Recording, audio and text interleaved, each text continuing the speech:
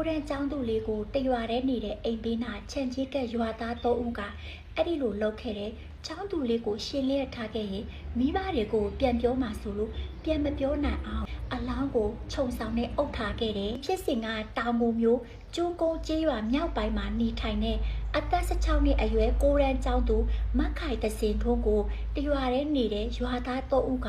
အဲ့ဒီလိုလှုပ်ခဲ့ပြီးတော့အလောင်းကိုစောင်းနဲ့ခြုံထားခဲ့တယ်။သုံးသွားသူကျောင်းသူလေးတို့ကညီမ2ယောက်ထဲပါခိုင်သရှင်ကအငယ်ဆုံးမှာအမကအိမ်အောင်ကျသွားတော့အိမ်ခွဲနေပါတယ်ရှင်။အဲ့တော့အိမ်မှာအဖေရဲ့အမေရဲ့ခိုင်သရှင်ရဲ့3ဦးပဲနေထိုင်ကြပါတယ်။အဖေကတော့တောထဲမှာပဲအလုံများတော့တောထဲမှာပဲနေတာများပါတယ်ရှင်။အမေကတော့မနက်ပိုင်းဆိုဖက်ကောက်ထွက်သွားလေးရှိပါတယ်။အခင်းဖြစ်မဲ့နေ့3လပိုင်း19ရက်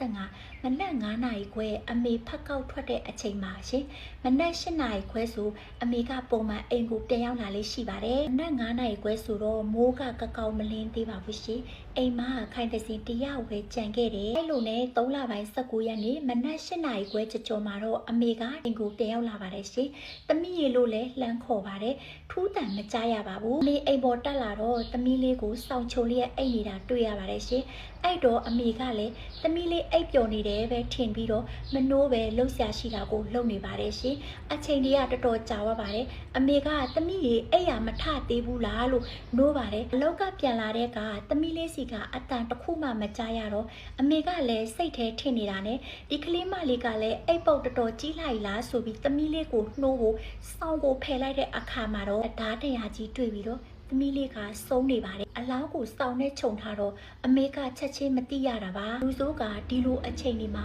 ခိုက်တစီအိမ်မှာတယောက်တည်းကြံတာကိုသိတယ်အတွင်းလူဖြစ်ပုံရပြီးမိဘတွေမရှိချိန်လာချိန်ပြန်ချိန်ကိုလည်းသိပုံရတယ်လူစိုး၃ယောက်အိမ်ထဲဝင်လာချိန်ကမနက်9နာရီလောက်တော့ရှိမယ်လို့ရွှေမျိုးတော်ဆက်သူကပြောပြပါတယ်ဆုံးသွားသူခိုင်တစီလေးဟာကျောင်းမှာအရန်စတော်ပါတယ်ရှင်ပညာကိုလည်းသိလိုချင်ပါတယ်အသက်လေးကလည်း16နှစ်ပဲရှိပါသေးတယ်မဆုံးခင်ကအဖေနဲ့အမေကိုသူဆရာဝန်ဖြစ်ရှင်နေဆိုတဲ့အကြောင်းဖြစ်သွားခဲ့ရင်လေမိဘတွေကိုမပူမပေမကြောက်မကြသူထားနိုင်ပြီဆိုတဲ့စကားကိုမကြာခဏပြောလေးရှိတယ်အရန်စတော်တယ်လို့သိရပါတယ်အကြောင်းခိုင်တစီလေးဟာသူဆရာဝန်ဖြစ်ရှင်တော့စာကိုတိတ်ကြိုးစားပါတယ်တစင်ကိုအဲ့ဒီလိုလှုပ်သွားတဲ့သူက3ဦးပါအခု2ယောက်ကိုမိထားပါပြီချားလို့မဟုတ်ဘူးခြံစည်းရိုးလေးပဲချတဲ့ဘေးနားအိမ်က2ကောင်ပါအဲ့ဒီ2ကောင်ဟာခိုင်တစင်တို့အိမ်မှာအမြဲဝင်ထွက်သွားလာစားတောက်တယ်တွင်းလူအတွင်းတီအိမ်ရဲ့အခြေအနေကိုပဲသိပြီးတော့မိတ်ဆွေလိုနေကြတာစားအိမ်တောက်အောင်ဆိုလဲမမဘူးပေါ့ရှင်တော်လေးကိုရင်းနေကြပါတယ်ရှင်